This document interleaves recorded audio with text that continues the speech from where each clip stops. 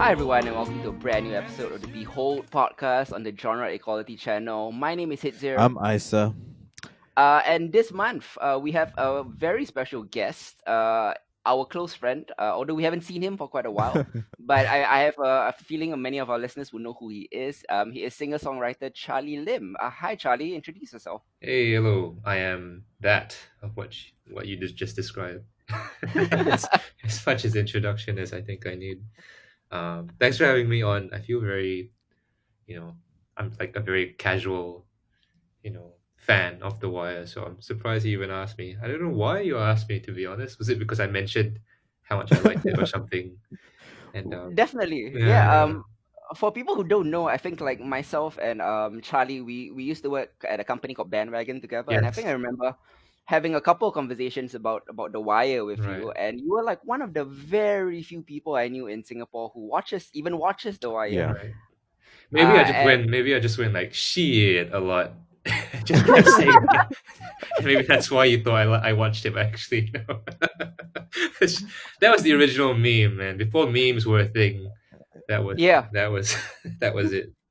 So Shit. there was a Spike Lee movie recently called The Five Bloods, starring the shit guy. So I spent 2.5 hours waiting for him to deliver that line, and It Did paid he? off. it was worth it. Yes. It Oh, paid off. If damn. there's no other reason why you want to watch The Wire, which is our main topic, just tune in. Yeah. It being delivered season after season after season. Yeah, and Anyways, it's not pivotal to the story, so don't worry. It's not a spoiler. It's just it's a flourish. it's Um, it's an inflection. it's an inflection. So as you may have guessed, our main topic for this episode is a very acclaimed show called The Wire. It was an American crime drama TV series created by former police reporter David Simon and former homicide detective Ed Burns, who was also a public school teacher for 15 years. It was set and produced in Baltimore, Maryland. The Wire is different than normal cop shows in a sense because it introduces a different institution of the city and its relationship to law enforcement in each season, while retaining and advancing the characters and plots from previous seasons. The five subjects are the illegal drug trade, the seaport system or the economy in Baltimore, the city government and bureaucracy, education system, and the print news medium. So it is not so much a story about a particular character. It is a story about the city, the different institutions that govern it, and the people trapped by the inequities of said system. And it is, like I mentioned, a really, really acclaimed show. But I think a lot of people since its inception, I think about 15 to 20 years ago, have been afraid to broach The Wire just because it seems like a very dense, very intimidating, very intellectual show. And I wanted to kind of make this a main topic because yes, it is all those things, but it's also primarily number one, entertaining. Mm-hmm. It's informative and it's humanist.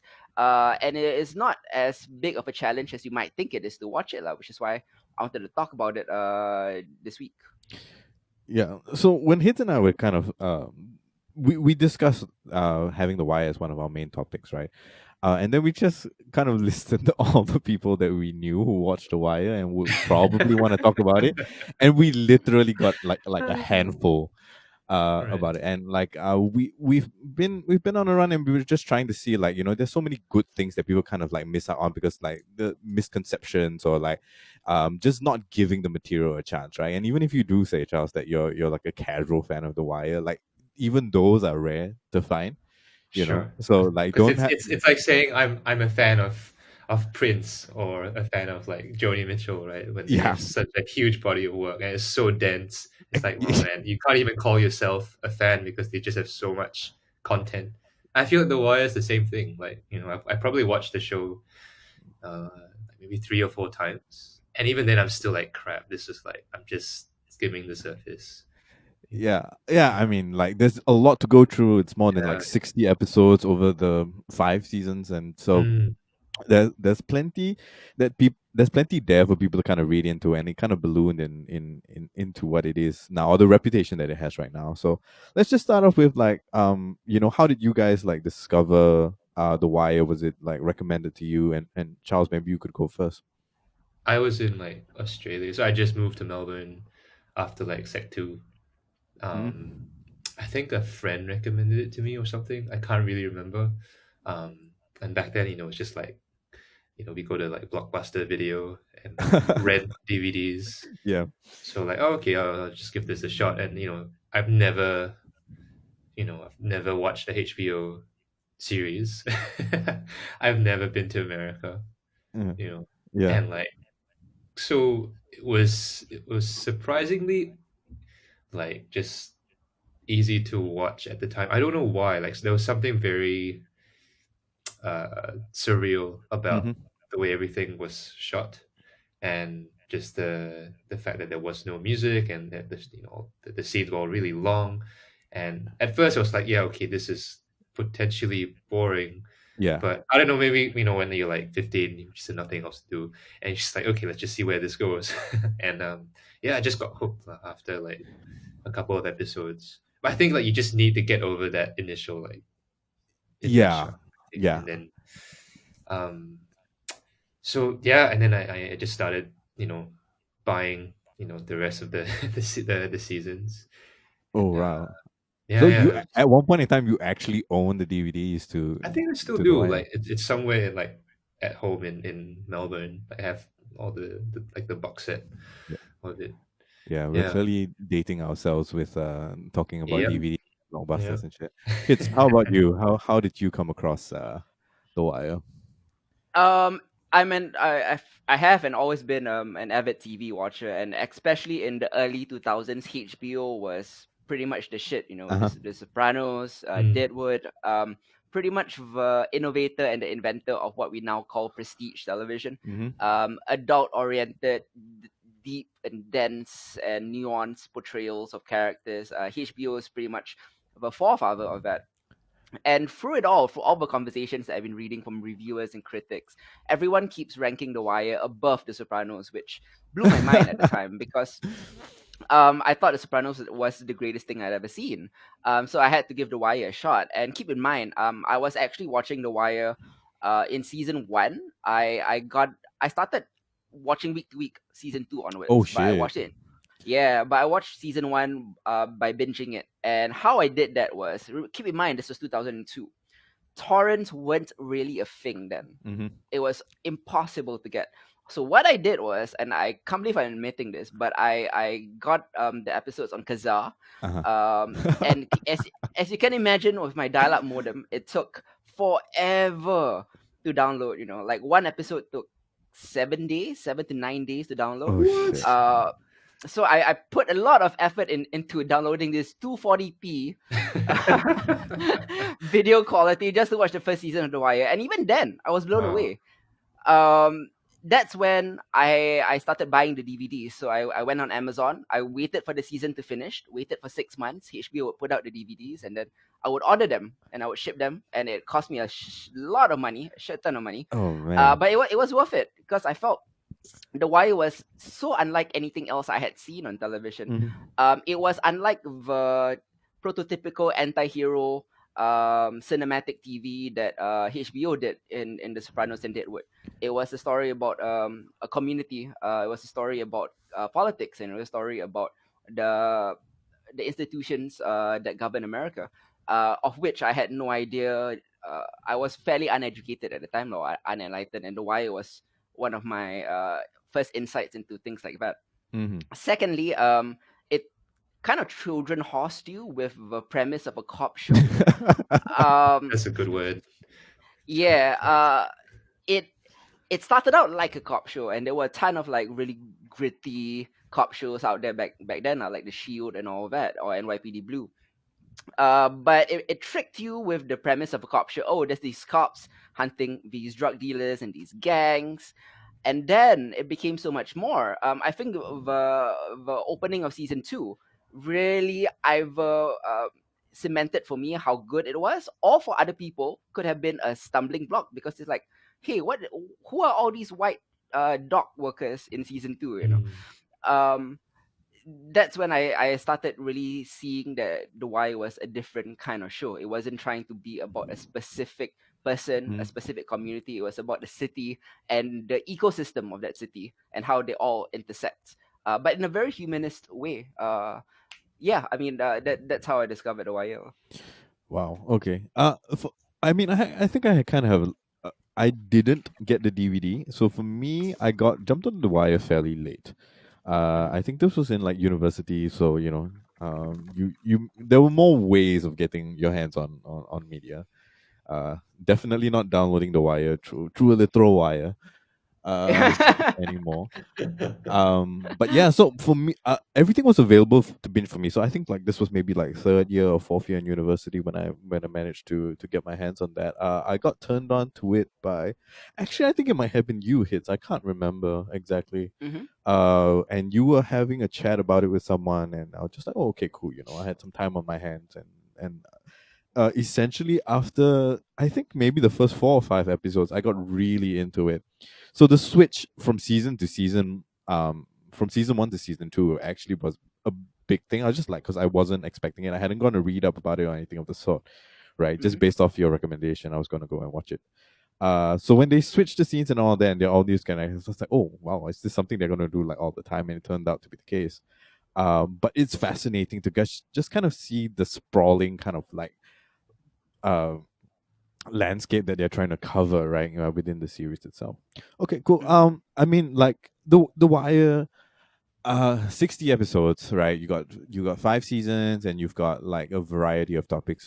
For you, Hits, is there any one particular season that stands out to you, in terms of its content or the themes that it was talking about? Definitely. For me, my personal favorite season was season four, Mm-hmm. which focused on the youth of Baltimore and in the failure of the education system Mm-hmm. in Baltimore. Yeah. Every season it is very good. Whether it was focused on the police department or city hall or the Baltimore Sun, which is the newspaper that covered everything. Uh, but season four really gave me an insight into how the people became like this as adults, Mm-hmm. how the system has failed the African American community or people of lower class income into. I'm not going to say that they didn't have a choice, but Yeah. they were pretty much uh, basically there were few tracks for them for success or to earn an income, and Mm-hmm. this is how they got into the drug game, and this is how the innocence was lost for an entire generation of African American kids, and it keeps happening over and over and over again. Mm-hmm. And that's what I really really loved about season four, as well as the kind of redemption arc for a character called Presbylewski, Mm. who is the pretty much poster boy for police brutality in season one, Yeah. and he just grew into a different person. Yeah, that was my favorite season for me. Cool. Cool. Yeah, I love season 4 too. Charles, what about you? Uh, no particular. I think I really liked all of them. Maybe season three. Mm-hmm. Just yeah, the season three was when. Oh no, I was just sorry. I was just about to give a spoiler. Okay, crap! I just like but I think that the arcs like of how they start and finish. I won't say who, but uh, almost spoiled it. Almost, Um, almost like. yeah, but I think that was like it was quite satisfying for me, and also I thought like it was going to end in season three as well because like there was such important characters, right? Yeah. But as you know, the whole point of the wire is that the wheel keeps on turning, and Yeah. Mhm. they you know there's just so many characters to work with. It just keeps sprawling, like you said, and it just keeps going. Yeah. So So. I think Uh, like so at the end of every season, there's like this really kind of long montage, with the soundtrack, and there's no soundtracks like during the the the show Yeah. except until the end, right? Yeah. Yeah. So like I think I liked like season five's the most. I think it just wrapped everything up really nicely, Mm-hmm. and Mm-hmm. yeah, I think that was quite a very poignant, um, like moments of like television. Yeah, yeah, definitely. Like the wrap up episode at the end of everything is one of the Mm. kind of standout things. I didn't. I mean, of course, like you only realize that they're going to be doing it every season, past season two. But it definitely is one of those things that you don't find uh very often anymore, right? Hits. Yes, 100%. Yeah. Um, I feel like ending a show of this magnitude with a perfect ending is almost impossible. We've seen the kind of divisive reaction specifically for the Sopranos Mhm. finale or the Game of Thrones finale, both of which are HBO shows, by the way, or the Deadwood finale, which, I mean, to be fair to Deadwood, they were cancelled, so it wasn't meant to be a finale. But The Wire wrapped up in such a beautiful way in encompassing the story of the city through how the city is perceived outside of it, Yeah. through journalism. The mass media is how we think about a lot of things that we're not intimately involved in, and how do people view Baltimore other than through how the local journalists cover Baltimore. Yeah. And to have the final season set in a newsroom. Obviously, David Simon is a newsman, an old school newsman, and I'm not talking about the social media people who post random things on BuzzFeed. I mean, like, he was an actual reporter Mm. covering crime for 12 of those years. He covered City Hall for 3 years, and he covered the economy for 2 years. So this is how he knows about the situations. And his writing partner Ed Burns obviously was a school teacher as well, who did season 4. And I think it lent a lot of realism to the depictions of these people, because most of these characters, like you said, this sprawl of characters across all walks of life, are based on real people. They are Mhm. composite of real life Baltimore characters. Like, for example, probably the most famous character to have come out of the wire is Omar Little, who Yeah. has become a folk hero of sorts. If you don't know who Omar Little is based on, just go and Google Donnie Andrews. He is the real life Omar Little. He was the stick up guy, the guy who walks in the middle of the street with a shotgun, and he just so happens to be gay.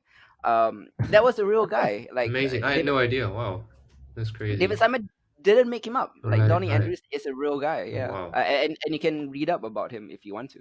Crazy. I was just about to Yeah. say like wow, like I wonder like how did they come up with with Omar's character? But yeah, that's insane. Okay, I'll have some more homework to do. Yeah. Yeah. Nice. I really like season 3 because of like it just goes like for me it just excuse me, they kept like hammering in the point of like how you know like humans try to change, right? Mhm. But like everything has become so institutionalized. Even the streets has its own Hmm. system, and no matter how you try to fix things, or you try to like change variables to fix the problem, that causes its own thing, and Yes.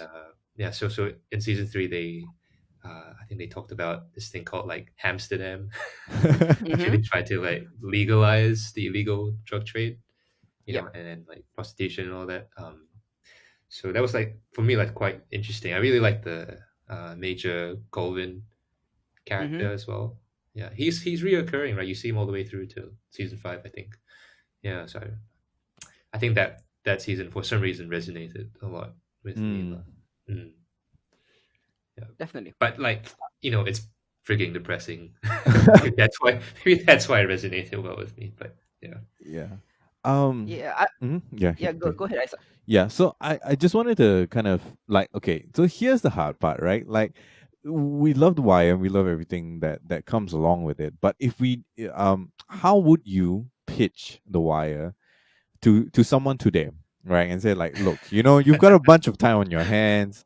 Yeah. Uh and The Wire is a really good TV show and extremely timely as well, right? It's been almost a decade since it ended. But Hmm. with the times that we're living in right now and everything that's going on in the States, especially, Mm. Hmm. like keeping that in mind, like how would you pitch The Wire to someone who is has either written it off because it's not their type of thing, and which is fine, but has never given it a chance just because it's become kind of like a monster on its own in terms of its reputation among, um, as a TV series. Mm. Yeah. Mm. Wow, it's difficult. I would suggest not framing it as a cop show, because they will quickly realize it is not a cop show. Um, it's a trick. It's a nice Trojan horse back in 2002 to get suckers like me to watch it, and then be enwrapped in something else. Hmm. I would frame it as a really almost documentary esque. It is how realistic it is. It's almost documentary Yeah. esque. A look at how America became what it is today. Hmm. It's insight into police brutality, or the culture of police brutality, the misguided drug war, the governmental and bureaucratic policies that prey on the poor, those are things that the Wire didn't invent. They were around long before today. They were around during the Wire, and they were around long before the Wire. And the Wire allows you look at the levers and the mechanisms of societal divisions that have kind of ruined America. Yeah. It was one of the first few shows that really explicitly pointed out that these capitalistic mechanisms are not viable. They are not humanist, and they are in fact cruel. And that is basically how I would pitch it, like in a to a Black Lives Matter aware audience. Charles, I any- wonder, like, yeah. I wonder if it's like, if someone watch it, will be like, yeah, this is too real. It's like this is like watching a documentary now. Like, and I Mhm. mean, you can even argue that this is kind of like as close as what you can call to like a fictional, like someone coined it, right, like a documentary cinema type. It's its own genre in itself because it's just so realistic the way it's portrayed, and Mhm. it's not like he's even trying to tell a story, even though it's very intricate. But like the way he sets it up, it's just it's amazing. I don't know. I feel like it's something that you just have to spend a bit of time to get over that initial like Mhm. yeah any inertia in the first couple of episodes. But once you just get the ball rolling, I think it's like, okay, I'm invested in all these guys now and these characters, and I want to know not just what happens, but like I just want to see how deep the rabbit hole goes. Mhm. Yeah, I think most people would I don't know, man. Then again, attention spans these days, yeah, it's Yeah. tricky. Like if you think like if The Wire was released like today, like, Yes. would it be? Do Wow, you think that it is a would be as successful, or that is that's a that's great quite a question. hard like hypothetical, right? Because so many things would probably be done differently if David Simon were to release something now. But yeah, I What do you know what do you think it if it was I released for the time we have now? That's a nice like fantasy question. Yeah. It's difficult to say because there are so many shows right now who were influenced by The Wire. Yeah. Um, that it's hard because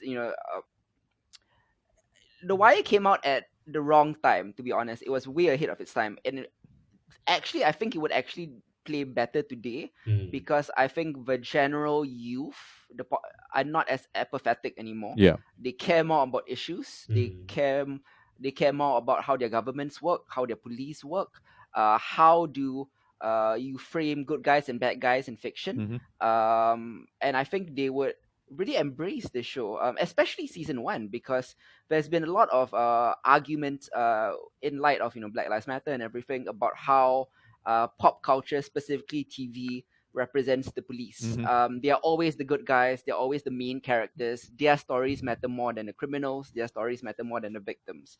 And season one, right out of the bat, kind of presents this look at how broken and flawed and racist American policing is, and it's an indictment of the system, but like not in a one-sided way. Yes, there are good cops, but there are plenty more bad cops, and it's not the case of just like having a few bad apples. It's the culture in these precincts and stations that teaches officers to dehumanize a segment of the civilian population. Mhm. I think you get characters like Hook and Presbeluski, who are not inherently evil people. Yeah. They are just products of the culture and environment that they grew mm, up in. This is how they were taught, and that is what you need to reform. right. And I think by presenting a really uncomfortable, unvarnished look at those kinds of systems Mhm. Yeah. is the only way that we can teach people that this is what's wrong and this is what we need to fix specifically, Mm, without necessarily dehumanizing the cops themselves. Like yeah. they're not inherently bad people. Yeah, yeah. It's a interesting question you're posing, Charles. Like I mean, for me, just with all the news that's coming, kind of flooding in and all of that, like it feels like The Wire is something that I would pitch to someone who's having trouble just kind of understanding what's going on. Right? Mm, It's been 10 years. It's been more than 10 years. 2008, right? Was season 5? Was it Yeah, 2009? 2008. Yeah, 2008 was the last season, so like we're a good 12 years past this, right? But Mhm. I think for me, I would pitch this as like, look, if you want to kind of a very realistic look into why things are the way they are right now, Mm, I think you mm, need to watch The Wire. right. At least for me, I think it's important to watch like season 1, 3, and 4. You know, with the police, and then of course like law enforcement and policy making and bureaucracy, and then of course with the education system, which are kind of like the Mhm. big three things that are on everyone's minds right now. Yeah. And that uh is how I would pitch it. Like Mm, past the fact that it being a cop show, or past the fact that it is one of the best series like I've ever watched, or people regard as one of the best TV series ever made. It's a very vast and diverse and detailed and ridiculously realistic look at America 10 years ago, yeah. and Mhm. how in that 10 years it has boiled over to the situation that we see now. Mm, And I don't know if that, I mean, like, people might be just fatigued, right, from all the news and the yeah. activism that's going on right now. Like, it's tiring Mm, emotionally and mentally to have to kind of cope with that. But if I think if people have questions, I would point them to, like, here's a Mhm. piece of fiction, sure, but like it's probably as close as you're gonna get to having an insight, especially when we are divorced from the actual situation going on in the States, right? mm, Like, we're one step mm, removed from that, and we're only getting the news that we are getting on social media right. and news outlets and stuff like that. Mhm. So Mm, yeah, I think it would do fairly well in this day and age. I think the popularity of other shows like the new Watchmen series and things like that, like, very timely, Mhm. extremely timely, mm, and Prescience, yeah, yeah. questions yeah. for the moment. Okay, Interesting. yeah, I would also like point out, like, I think season 2 and 5 are pretty relevant too. yeah, The season 2 kind of dealt with globalization, mm, which led to the death of manual labor in America. yep, Um, this is why the economy is tanking. This is why people with quote unquote low skills can't do anything else. hmm, Whereas in season 5, it talks about the death of journalism and the rise of sensationalism yeah, in newspaper reporting or in news, which is kind of we kind of see the zenith of that today, with the internet. mm, Um, those are all really prescient and really important too, I think. yeah, yeah, agreed, Yeah. agreed. All And right, you cool. become sympathetic to, like you were saying, like they don't paint them as like bad necessarily, like bad in character, but you Yeah, become Mm. sympathetic to why they have to choose, or why they chose like a life of crime, or just kind of close one eye on certain things, and then yeah, I yeah, think that's one very strong feeling that I get surrounding the entire series. Just like yeah, you just feel sympathetic, like Hmm. you feel really hopeless, like, oh man, okay, the problem is like way bigger than all of us. There's hmm, nothing we can do about it, and you just feel really sorry. And like, at least it helps you understand that there's no like easy solution to, and that you can't just blame, you can't point a finger at one thing. And yeah, yeah, yeah, I guess that's what I got out of watching the whole thing. Yeah, it's really not neat, isn't it? Like, for a quote unquote cop show, like every Mm. cop show ends with the guy is on trial, we got Yeah, him. yeah, it's It, closure, right? there's closure. And the thing about the Wire is there's no closure for Mm. anyone, yeah, and it's frustrating, but at the same time realistic too. Right. But maybe that's Um, why people didn't like it. That's why it didn't pick up. It's because mm, people want to escape from real life. They don't want the truth. They want the easy narrative, the entertainment, right? And yeah. So I don't know. I wouldn't know how to convince someone to watch this other than like literally just like, hey, do you have time? I'm gonna make you sit here for the next yeah. 4 hours, and like, yeah, let's just watch this, and hopefully you'll be hooked by the fourth episode. That's the only thing I can think of how I would like, try to get someone into it. Yeah. I do agree that the biggest strength of the Wire is also its biggest drawback. mm, What you were talking about, its realism, how dense it is, and kind of the unvarnished cinematic nature of it, because yeah, there isn't really any cinematic flourish to the Wire intentionally. It's David Simon is not trying to make this look cool Yeah. because it's not cool. Yeah. And that's kind of the point. But I think it might also be the thing that turns people away if Mhm. they're not into that kind of thing. mm, Yeah. Yeah. There's no dramatic tension, but then again, there's like a sense of dread that just goes throughout the whole thing, with moments You of know. like, humor and whatnot. But Yeah. Anyway, Yeah. sorry, you were saying. If if I do have like one small complaint about The Wire is, for me as a person who loves it, there was one particular scene that is so stylized that it felt out of place in The Wire. It is it's not a spoiler, but it's kind of an old westy showdown between a character called Brother Muzone and Omar Leto in an alley. Right. That felt so ridiculously out of the movies that it didn't feel real. But it was cool to watch. Like I got a kick out of that scene. It just didn't feel in place. And that is my only complaints about The Wire. That one scene. That's so much of a complaint, I guess. Maybe Yeah. because like they wanted to give Omar like that payoff, because everyone's just rooting for this anti-hero, right? I think like out of all the Mhm. characters, he's one of the strongest ones. And everyone will be like, yeah, this guy's a badass, Mm. and you want him It's to win true. whatever war he's fighting. Yeah, It's true. But David Simon was also careful to point out that Omar isn't someone you should necessarily be rooting for. I think there's a scene in true. season 2 where Bunk, one of the homicide detectives, Mm. just chews him out. He has this folk hero Robin Hood esque reputation, and Bunk just systematically just destroys every fallacy there Right. is. Like this is not a hero. You should not be looking up. You know, he is a murderer, and he is a Yeah, criminal, and he's a bad person. And let's not romanticize this. true, true. But they still gave the fans what they want. Yes, yeah, they played it both ways. Yep, Yeah, yep. right. Yeah. Yeah. Yes.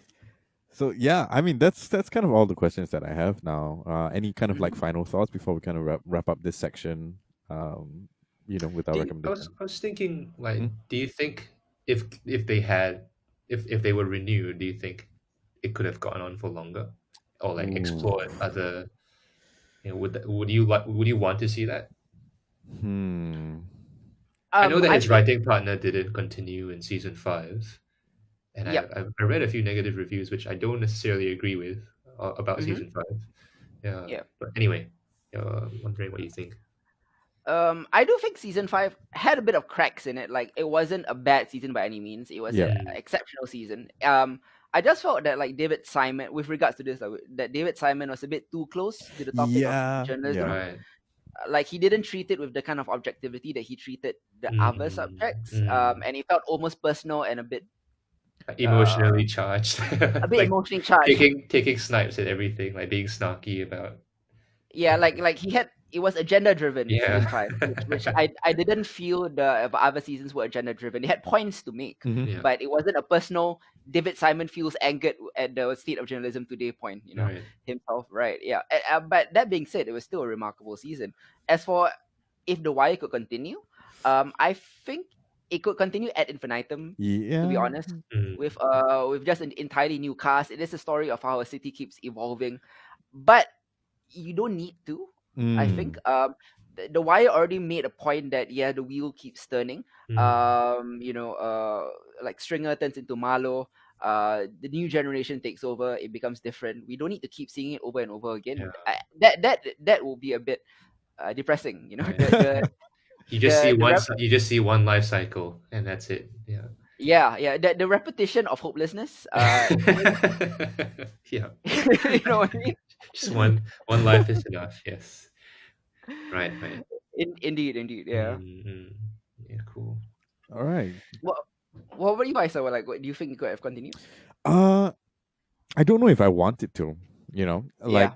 so much has been said. So much so that we keep revisiting it, right? Like Mhm. time after time. Well, like hits you like 4 or 5 times. Charles, yourself as well. I've watched it maybe 3 times in totality. And you continuing kind of like discovering things. I think like it had something to say, right, in a very kind of like unapologetic and very raw way. Mm, And the context around us has changed, but the medium has stayed the same. Like the wire has stayed the same, but our understanding of it has kind of like evolved over time. So mm, Yes. I agree with Hits here. I think like if we had to go through like another round of mm. that, Hmm. I might just have stopped watching, What because about like if it's there's like? hmm, Sorry, but yeah, so Uh, I might just not watching just because there's a deep sense of existential uh like anxiety that comes from watching The Wire sometimes, right? Like there's certain Yeah, episodes for where after sure. that you're just like, oh my god, like I need a break. I need to like chill Yeah. out and like watch, Yeah. something else. Mm, And I don't know how many more seasons of that I could possibly take. mm, Given that like like real life is becoming a lot more like that for a lot of people. mm, Um, so I don't know. I think it might have done a couple more seasons. I'm sure there would be like a couple of topics that Damon Simon had on the table that he might mm. wanted to do, and he would have done a really good job of it. But I don't think I would be able to do another cycle. Like much like it Right. says. Yeah, you were saying? Yeah. Oh no, just yeah. I was just wondering, like maybe it's like a location, or Ooh. like if you had to pick a couple more, locations that you could potentially explore, and just kind of Hmm. go deep, understand the systemic Mm, faults mm, within them. I would say that David Simon has already kind of done that. I mean, he followed up The Wire with a show called Treme, That's which mm, kind of true. followed, the jazz scene and Yeah. the black community in New Orleans post Katrina, Mm, and then he did The Deuce about the rise of pornography and street prostitution in New York in the 1970s. right. Right. All his shows are pretty much The Wire in different locations. yeah. Okay. You So I know, guess the cycle did continue, just in the a cycle different did form. continue, Yeah. just in a different packaging. Yeah. Nice. Yeah. Yeah, I have seen a couple of like episodes of Treme, but maybe now is the time to get into it. Yeah. Ye- Okay, Definitely, cool. I would say that everything David Simon touches is golden. Obviously, the Wire is the benchmark for most fictional television. I consider it to be the best show ever made. But Mm, every David Simon show is worth a watch. Not all are as good as The Wire, but Mm. they're all great. Yeah, yeah, nice. definitely. Yeah. Yeah, All right. cool. Oh, so you do consider The Wire as like the best show made, lah? Like on your personal ranking.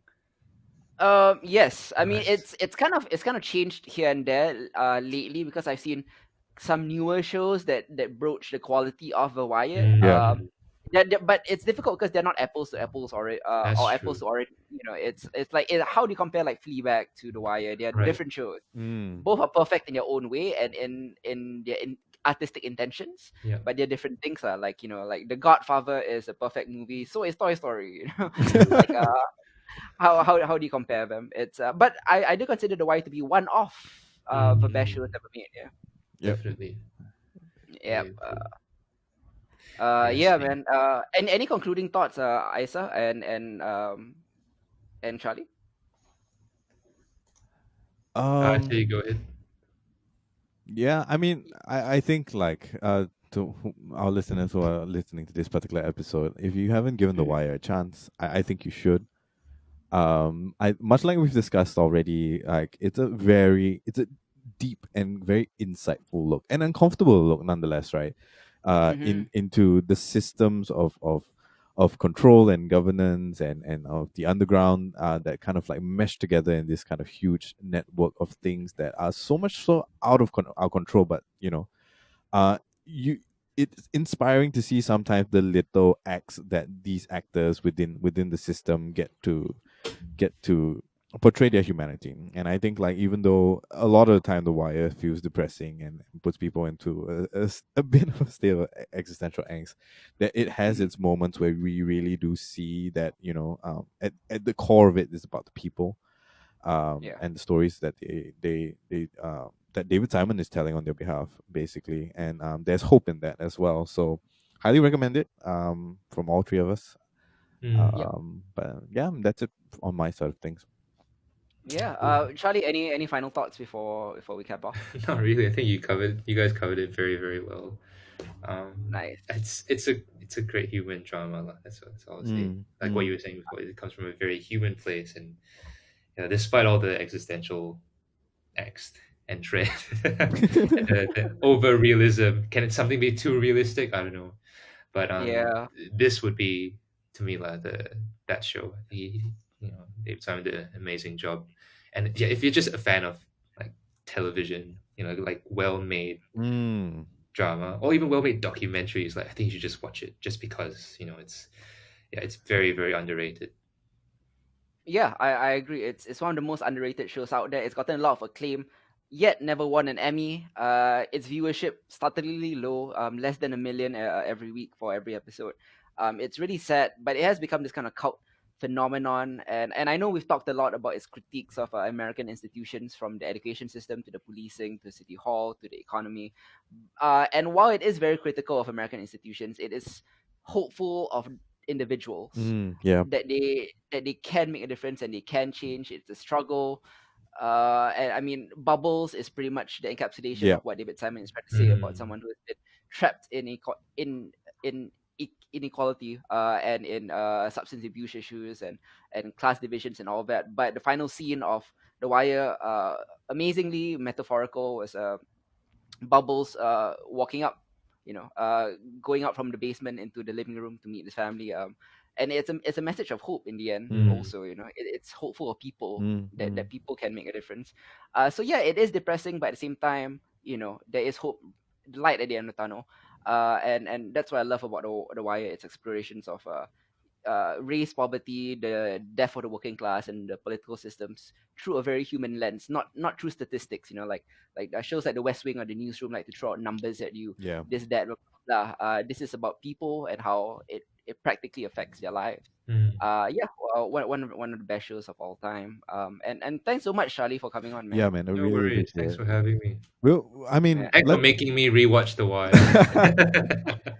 I mean, if you want to watch Treme, you're right, we would be glad to have you back a couple. I mean, like somewhere down the line, really. Yeah, maybe phase 3. Yeah, maybe Phase phase three. three, right? I mean, like it's talking about jazz and New Orleans and all that, and like sure, why Mm. not? Let Yeah. us know if you can. I'll be Yeah, down to do that. cool. Definitely, man. Anything to plug before you leave, Charlie? Like, do you have anything new out there that you want people to watch or see or listen to? Not really. I mean, I'm just releasing like collaborations and singles here and there this year. This year is just like just kind of don't want to stay in my own head too much. So I'm Mm-hmm. enjoying working with different people and just Yeah. coming Yeah. up with different things without being attached to one particular sound or aesthetic. So yeah, Okay. That. Since Charlie is tune into that. not gonna plug his socials, we'll plug it for him. You can follow you can follow Charlie Lim on Facebook. On his other profile, you can also find him on Instagram under the Yeah. handle Where Was Charlie. Thanks. Yeah. I only do wire commentaries on my Instagram, so tune in my IG stories. Thanks, guys. I really appreciate this, and it was really fun to hang out. And that was Charlie with our long conversation about The Wire. Once again, thanks so much to him for coming on. Yeah. I think the 40 minutes or so we spent talking about The Wire isn't nearly enough to cover such a deep show, but we touched upon what we can without spoiling it. Hopefully, if you haven't seen The Wire, please go check it out. It's available on HBO, HBO Now, HBO Go, HBO Max, all the HBOs out there. One of the best shows of all time, in my opinion, and in all our opinions, exactly lah. But we will be moving on to the second half of our podcast now. This is where Isa and myself, we recommend to each other things that we haven't seen before. And I recommended to Isa a Hulu dramedy called Ramy, and Isa finally plugged the biggest glaring hole in my Studio Ghibli. I'm a big Studio Ghibli fan. Don't get me wrong. Like, I've seen every Studio Ghibli film except for two, and one of them is Nausicaa of the Valley of the Wind, which is a pretty seminal anime. A shame that I've not seen it Yep. until now, but I'm gonna get into it. The other one I haven't seen is Porco Rosso. But otherwise, I don't know. I just felt ashamed that I haven't seen Nausicaa, so I had to like get it out of the way. I have seen. Well, I'm a Ghibli fan, but it's okay. On a technicality, right? It's yeah, not. It's considered a Ghibli film, but the Yep. film was released before the founding of the studio. correct. Yeah, So it's it's a a Miyazaki film, Miyazaki. yeah. Yeah. Correct. I mean, it Yeah. is released on the Studio Ghibli catalog if you are looking out for it, lah. But yes, Yep. you're right. It's before Studio Ghibli existed. Yeah, we'll get into that later. Let's talk about Ramy. Yes. Ramy is, man. How do I describe Ramy? Okay, Ramy is an American comedy drama series that is available on Hulu. It stars Egyptian American comedian Ramy Youssef as the titular character. And in season 2, Mahershala Ali joins as in a recurring role as a Oh supporting man. star. The series basically has been praised for its nuanced, unvarnished portrayal of American Muslims, when most Western pop culture depictions are usually either as terrorists or as the corner shop people. But this really delves deep into Muslim Americans, and specifically millennial Muslims, Mm-hmm. the kind of the eternal grappling between millennial anxiety and Western influences and growing up in a Western culture versus your desire to keep your faith, to be religious, and how does that coalesce in your self identity. And Rami, to me, last year was one of my favorite shows out there. And part of this kind of wave of great new dramedies coming out from very with from auteurs that have a very specific vision, you know, from Yeah. Phoebe Waller-Bridge to Donald Glover and people of that ilk, right? They have a very specific vision about what they want to, and it's the specificity of Rami that really appealed to me. By now, Isa has seen, I think, both seasons of Rami. Maybe Yeah. would you care to give some like opening thoughts? Yeah. Uh, given when you recommended this to me, right, to watch for this podcast, I didn't quite read up on anything. I got the general gist of the idea. I mean, Hmm. it falls into this one of the categories that we've actually been doing quite a fair bit of, like with interesting kind of like perspectives from Hmm. the viewpoint of a difficult protagonist, mind you, much like Fleabag, much like Barry. Hmm. um so I went into it like not necessarily knowing what to expect, outside of what you told me, and it is extremely relatable despite the fact that I'm not Muslim. Hmm. But just like from sometimes like the anecdotes that yourself or some of our other guys share with me about, like it feels relatable in a very kind of different way, right? Like with the whole, it's not too far divorced from some millennial Asian experiences, I would say, like in general, in terms of like the family and in terms of like how we view religion in general, all of that. Mm. But the details of it, right? The specifics of the way that the story is told, and the relationships of Rami and his family, and his relationship with religion, and the state of religion in general in its setting, took me by surprise. And it's very nuanced, and it's very difficult in parts to kind of grapple with, and it's Mm. very insightful. I think like a lot of these things aren't I know of, but have not seen a portrayal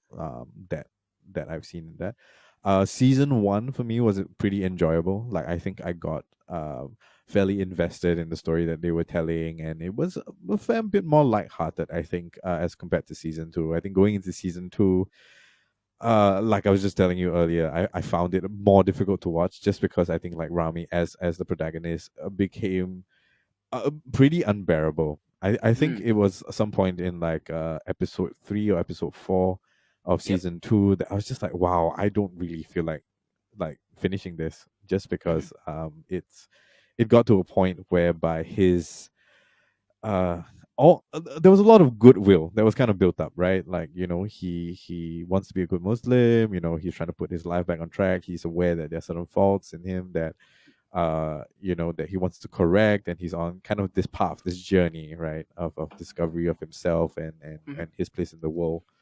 uh and like all of that kind of falls apart, within Yep. the first couple of episodes of season 2, and that was tough to kind of like power through, actually. I mean, like in the end, I do feel like it had a satisfactory kind of, well, not ending per se, but it wrapped up a lot of things. It explored all the things that it brought up, all the difficult kind of questions, and the consequences of his actions, and the things that he's done and he said. Mhm. um but yeah, I mean, I do feel like it's an important series. Yeah. Just not the fact that it's entertaining and very well done, but also the fact that it's very insightful for someone like me who doesn't know much about what a millennial Muslim experience might be, right? Mm. Yeah. Speaking as a millennial Muslim, a bit uncomfortably relatable for me. of course, like this show is made for a wide audience. Yep. The key or the touchstone of a great auteur is Yep. the ability to make something specific, feel universal. Mm-hmm. Storytelling is an empathy machine, and we are placed into the shoes of Ramy, and you see the world as a Muslim millennial in a way that perhaps you wouldn't if you were just interacting with a friend who is a Muslim, or Yep. or just like other Western pop culture depictions of Muslims as terrorists, as corner shop Mm-hmm. workers, and things like that. It is a beautiful balance about living the modern life and a devout life. And back when I was, I mean, I was born a Muslim, but I don't practice anymore. But Yep. having practiced, Islam and the rituals and the prayers and everything else, the comedy that is derived from that is ridiculously funny. Like it's the accuracy of everything, from the prayers to taking the wudu, which is like the first scene, Yeah. to that scene where he's praying the morning prayers, which is called subuh, outside of the diner, and he encounters a friend who's asking him to pray for his who's asking him to pray for, I think, his mother who has cancer, and he's trying to explain it doesn't work that way. I can't just pray, but he does it anyway. I mean, it's so relatable Yeah. in its specificity, in that I would never thought would have been portrayed in Western media. Like, I never thought there would be Yeah. someone who is willing to pray and do dua in a comedy show and find humor from it. It is Yeah.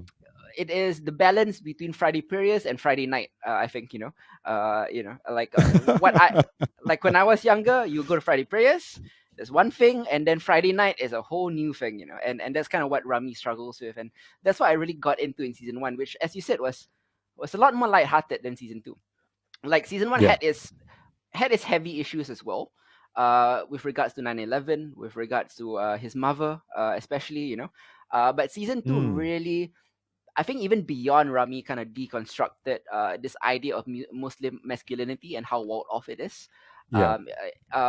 From, everyone's racist uncle, we all have a racist uncle, and Ramy is kind of unafraid to show how backward some older generation Muslims are, and I think Yeah. we all know this, but are kind of afraid to tiptoe, or we tiptoe around it because we're afraid to depict it accurately, and Ramy just like goes Mm-hmm. head on into all the flaws of Muslim men and Muslim masculinity.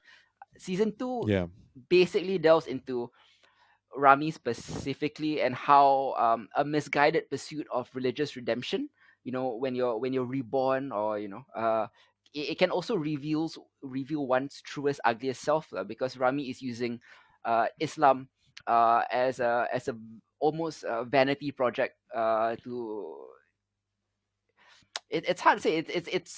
He has he has a skewed understanding of Islam, and he's using Yeah. it to redeem himself in the Yep. eyes of other people. So Mhm.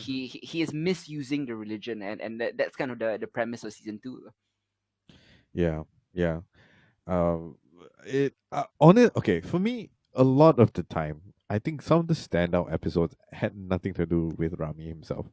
Hmm. Right? I think like the arcs that we see, his sister, right, Hmm. and her scholarship and all of that, and her scare, her health scare that was connected with that. Like, I really enjoyed those episodes. I also really enjoyed the episodes where we explore his mom and just trying to like grapple with the Hmm. modern world and all of that.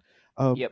It's a lot of very, very good storytelling and a lot of great kind of character development across the board for his entire family. Of course, Rami being kind of the linchpin and who's um the person we follow the most, right? Like, it really does help to kind of set up um the world in which the show lives in, and I appreciated that a fair bit.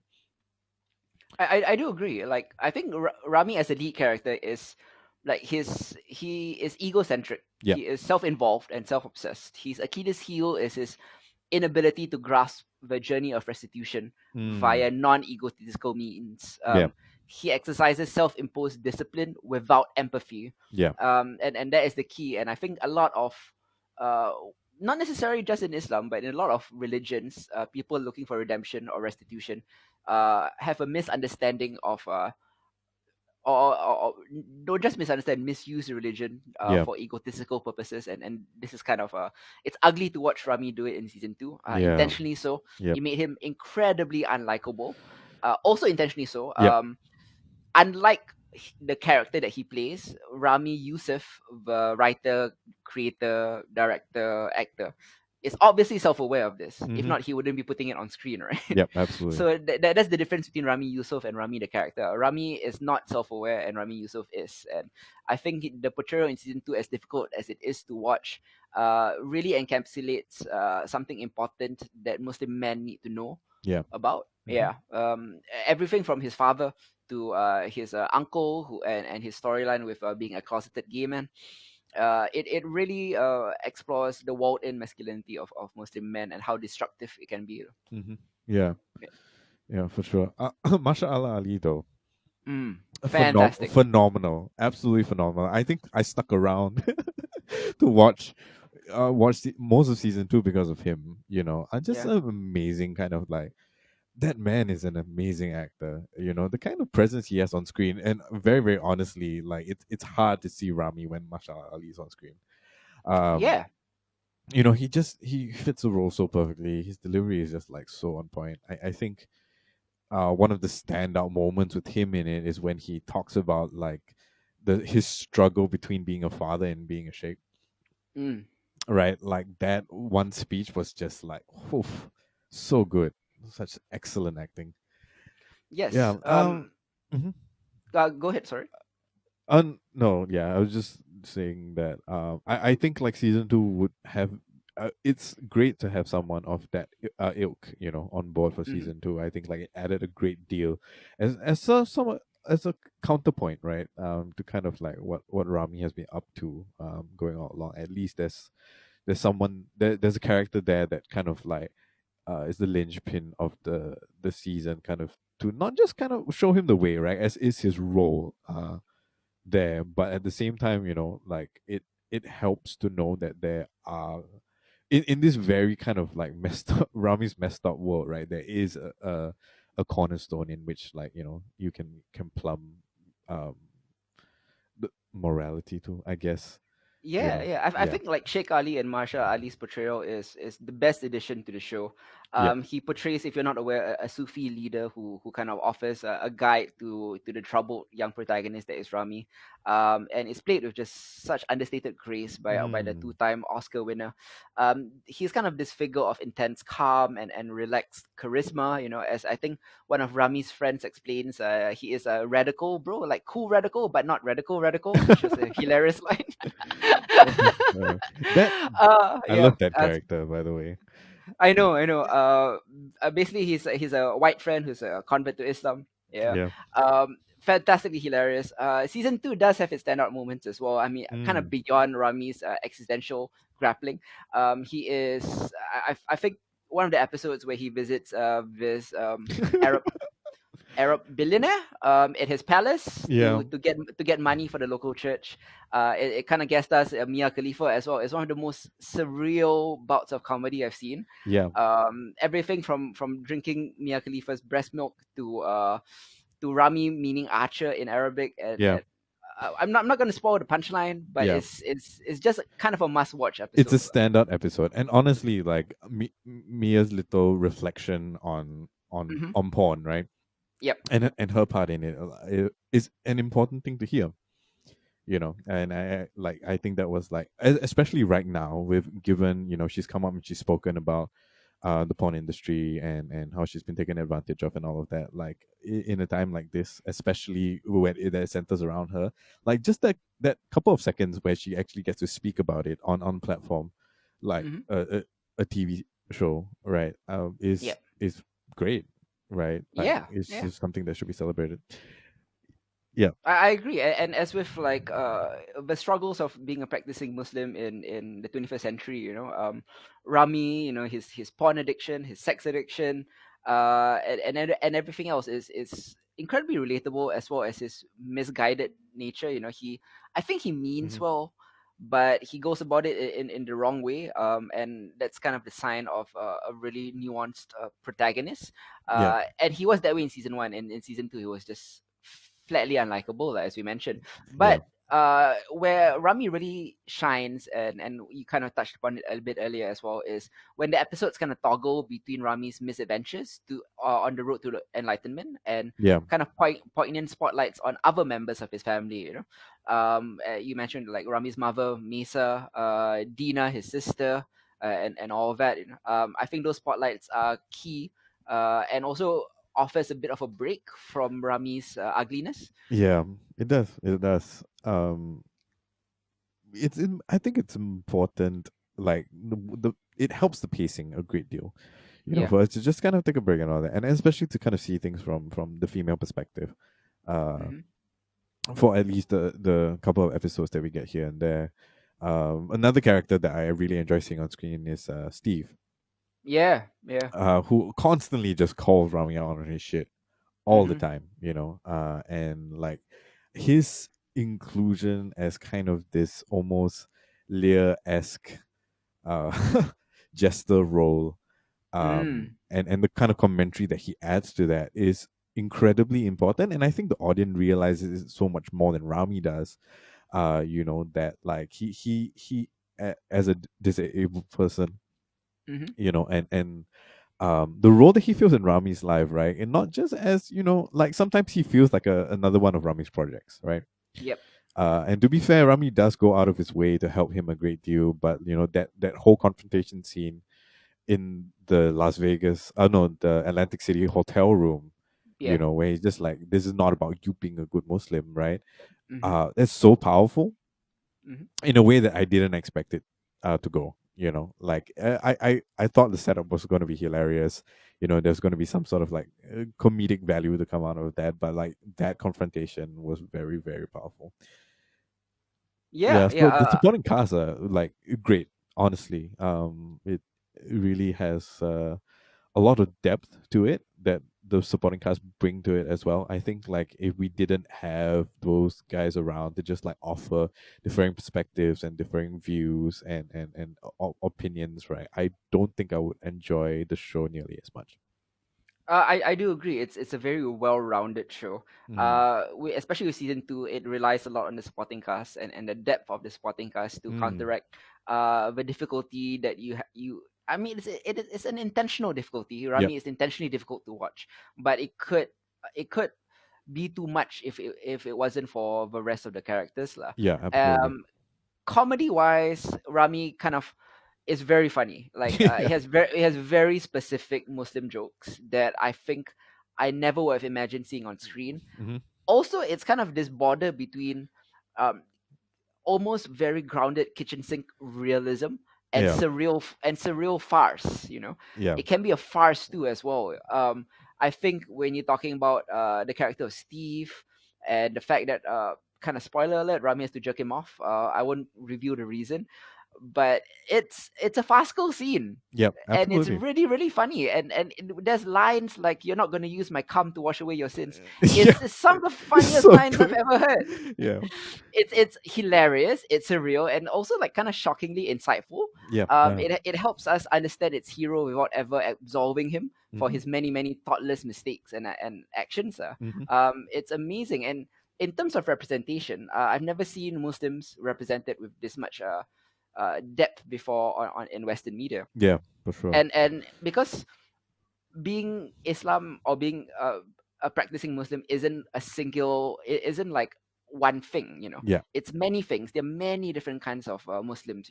And where season two excels, explores how female Muslims get along in the religion and in society, Hmm. how the different types of male Muslims there are, and even in season two with the introduction of the Sheikh Marshall Yep. Ali, the kind of weird prism that we think of black black Muslims, African American Muslims. We think about the radicalized versions of them that we see in prison dramas. Do you know what I Hmm. mean?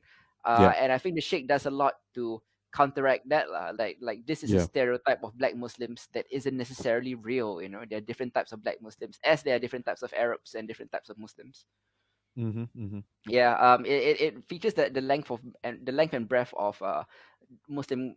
It's not a culture, but there is the Arab culture and the Muslim religion in a very thoughtful and insightful way that is frankly rare. Like there is nothing like Rami in Western television or Western media in general. Yeah, yeah, yeah. Yeah. Definitely, I totally agree with you there. Yeah, that's why I love the show. If you want to watch it, right, it's available on Hulu. If you're not, if you don't have Hulu, and if if you live outside of America and Canada, just VPN it. You can get it on Hulu. It's definitely worth a watch. Yeah. Very few Muslim American immigrant representation on TV, and this is probably the best of it, lah. And one of the Hmm. best of the so-called second wave of dramedies, that are coming up right now. Yeah. Definitely on par with stuff like Atlanta and all of that, lah. Yep. Next up, we'll be talking about Hayao Miyazaki's seminal environmentally conscious classic, Nausicaa of the Valley of the Wind. Yep. Before we begin, do you want to give like a little premise or a setup for this? Yeah. So, like we kind of touched on earlier, Nausicaa is considered a Ghibli film, but it was actually released a couple of years before Studio Ghibli was founded, but it's still considered part of the canon. It Yep. is Hayao Miyazaki's second directorial outing. Yes. I believe that his first one was just a couple of years before that. And it originally started off as a manga that was written and drawn by Miyazaki himself. Mm. So he was kind of pestered at the time into turning it into an animated feature, which he was resistant. But thankfully he did, and we are blessed with the beautiful film that is Nausicaa and the Valley of the Wind. So it's a post-apocalyptic look at a world where industry has gone wrong and we've polluted our earth to the point whereby a form of apocalypse has happened. The Yep. story starts a millennium after an incident called the 7 Days of Fire, which was Hmm. a apocalyptic war that destroyed civilization and created this well, entity or this place called the toxic jungle, right? Which is a poisonous like forest with giant mutant insects and poisonous like toxic spores that take control of all life form that it comes into contact with. We follow our protagonist Nausicaa, who is a princess in the kingdom of a place called the Valley of the Wind, Yeah. that is near to the toxic jungle, but or as they call it, like the Sea of Decay, right? Mm. Um, that is unaffected up to the point. It's kind of like this little idyllic, literal valley that's set aside, whereby the villagers kind of have their own, they've got their own kingdom and their own kind of society, and humanity is just kind of rebuilding after millennia of the ashes of this catastrophic event. Nausicaa herself is a warrior princess who flies around on her glider as a wind rider, and has Mm. this amazing ability to connect um with the people and the flora and fauna around her on a very kind of like magical level. And we kind of follow her journey as she navigates through an incident whereby um there's an invading nation that is trying to take control of a weapon. I don't Yep. want to give too many things away, even though I think the statute of limitations has kind of passed for this. Yeah, take control of a weapon, and it ends up involving the Valley of the Wind. And through her journey, she eventually discovers uh, the reason for the existence of the toxic jungle that brings a lot of surprise to Hmm. her, as a young as a young leader of her own nation. How she has to navigate the different kind of like political um, issues that come up with like warring nations and things like that.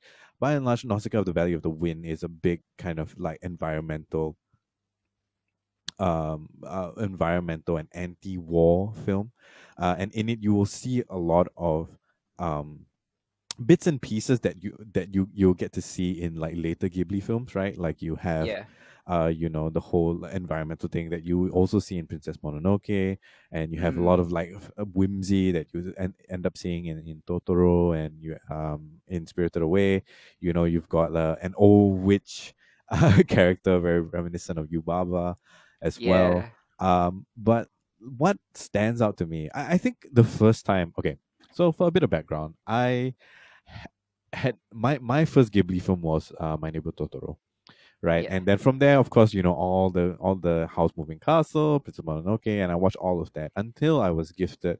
Not gifted. I was lent a set of this DVD box set, right, of Ghibli films, and the first film on that list is actually Nausicaa and the Valley of the Wind. yeah. So out of curiosity, I was just like, oh, okay.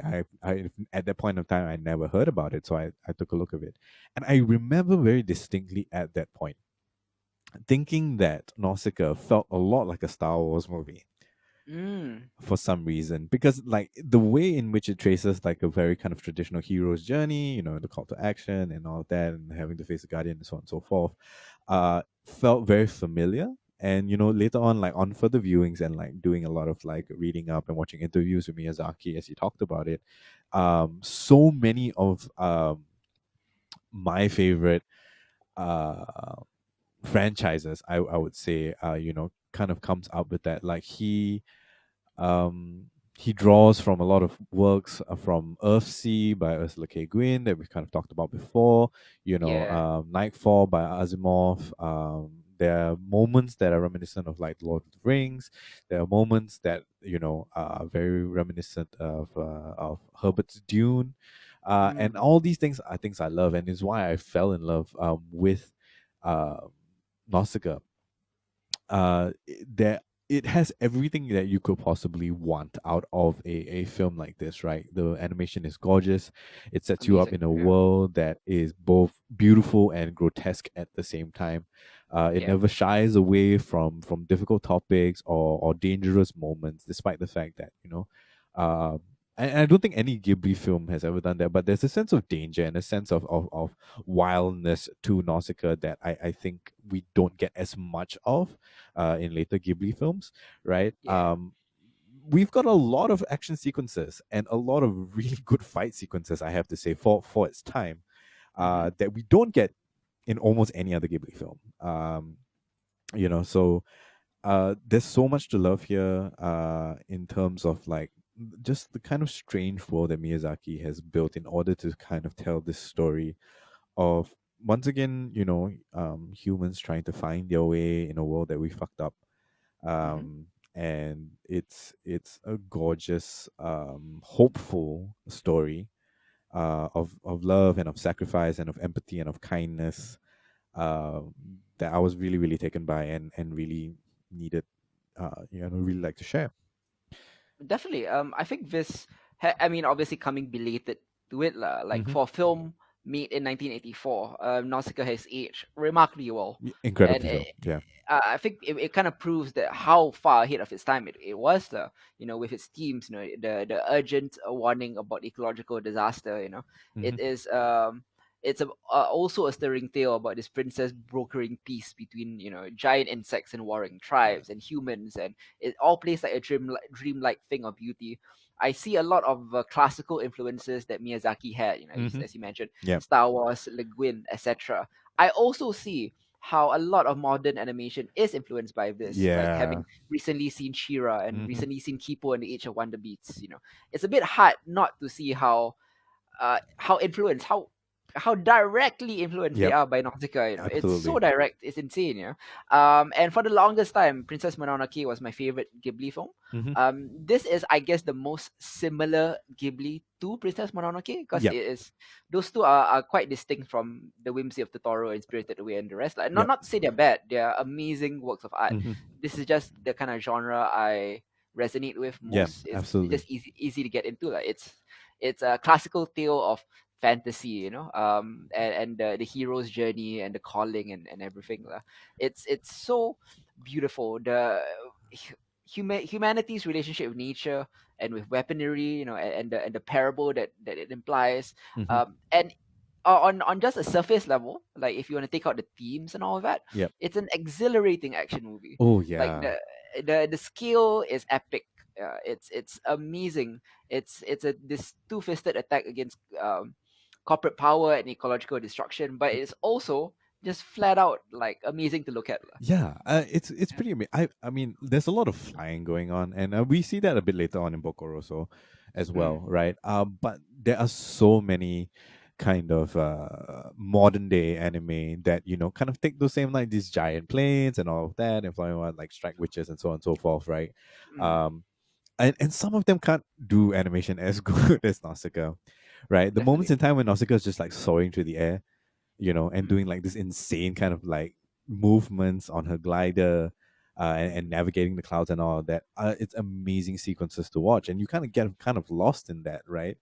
And it's interesting to see how many of the themes that we see in Nausicaa get repeated later on in other Ghibli films in a different way, right? In kind of a different tone.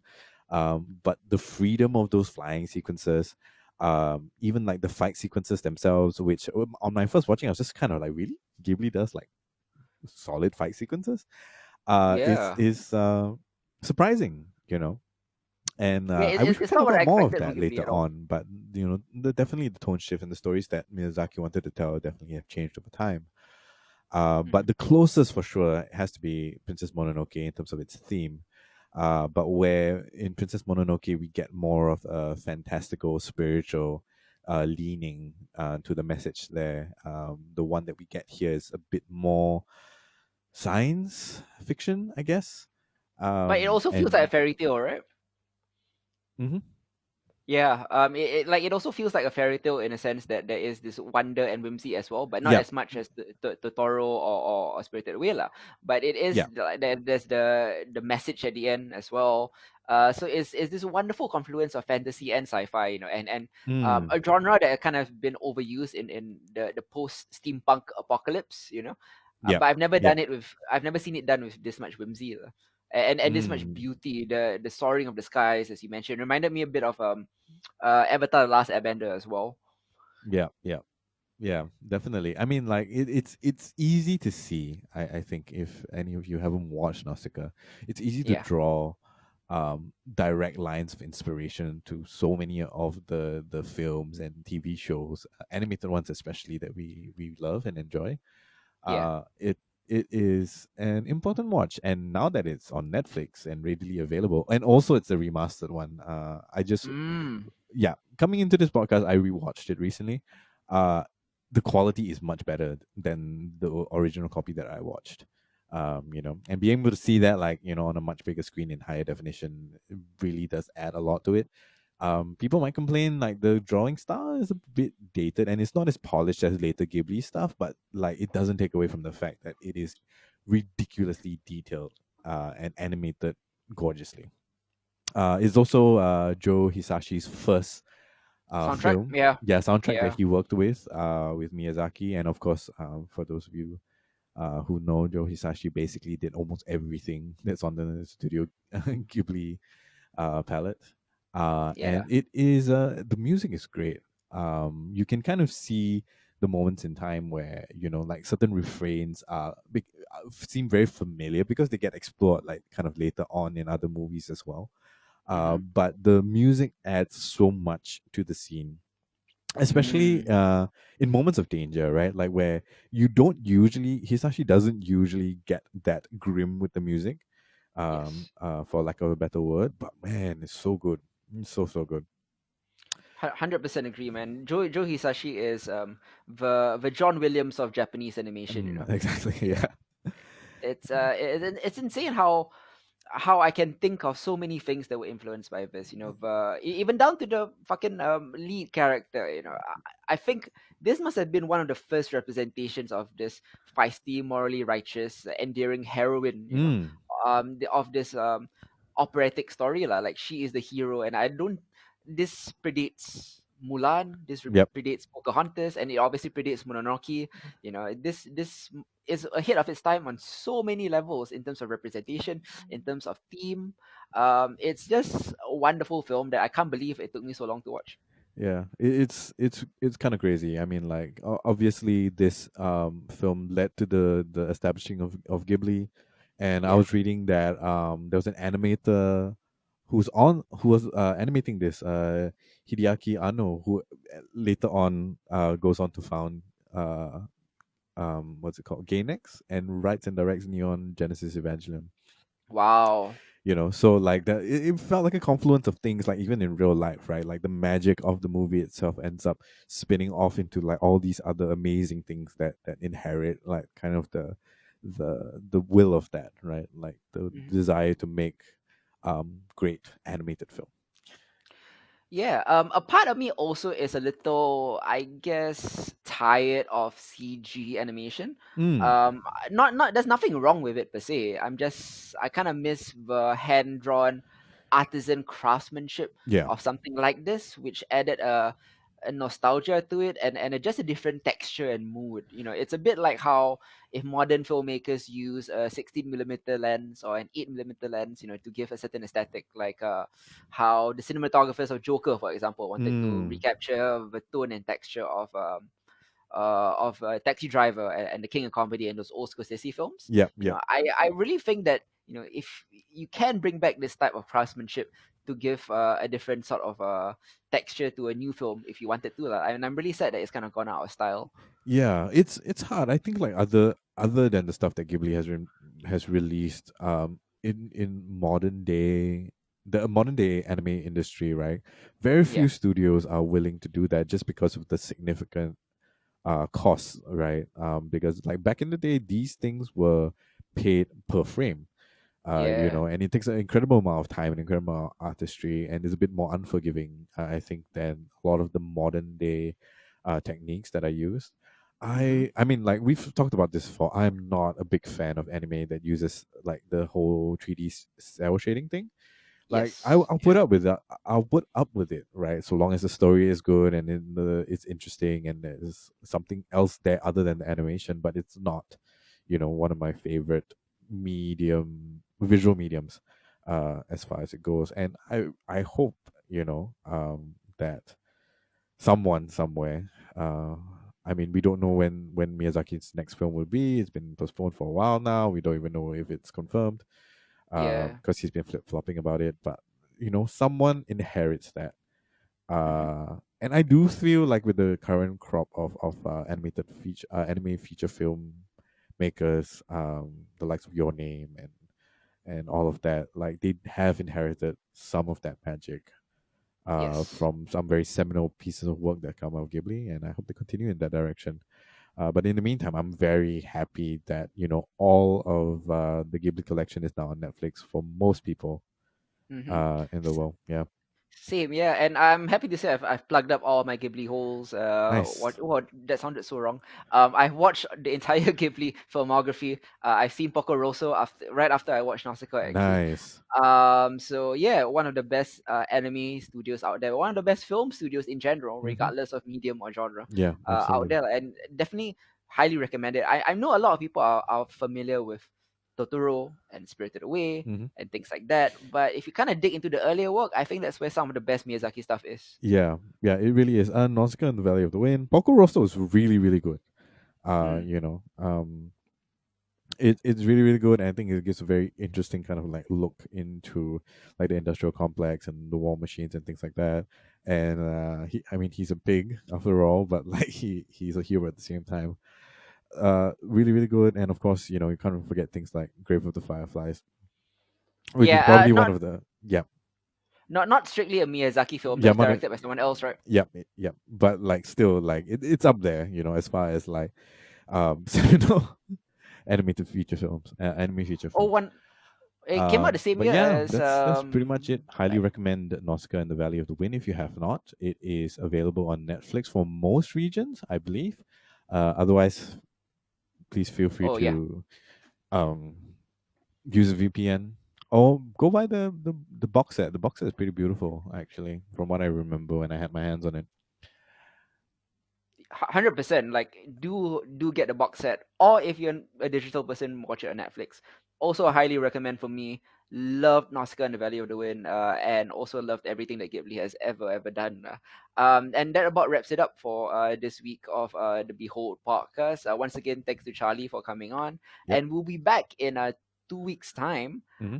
where I think we will be talking as our main topic Hamilton, Yep. which will be available for streaming on Disney Plus soon. So we are excited to see the film version of that. Yeah. Obviously, I didn't shell out like $2,000 and go to Broadway to watch Hamilton, but I will say I have seen Hamilton. Those who know how know lah. Yeah, there's a camera phone kind of bootleg out there. Obviously, it's not the same as watching it live or watching the film version. So I'm excited to see it presented properly. Finally, loved Hamilton, and I think Isa is recommending to me a manga called Way of the House Husband. Yes. Did I get it right? Yeah, Way of the House Husband. That's right. So we'll be kind of going through that. It's something that I discovered recently. A bit of a different tone, a bit of a comedic take on like a yakuza who turns a new leaf and becomes a house husband. So we'll be talking about that as well. Definitely. And I'll be recommending to Isa a different show on Hulu called Pen 15. It is spelt like penis, but Pen 15, PN15. It's a kind of cringe comedy created by two women named Maya Erskine and Anna Conkle. They are two 31-year-old actresses playing 13-year-old versions of themselves amidst a cast of actual 13-year-olds. So they're the only 31-year-olds there, but it is pretty amazing like, in how they just immerse themselves into their 13-year-old selves to a point where I stopped noticing that they were 31 like two Damn. episodes in.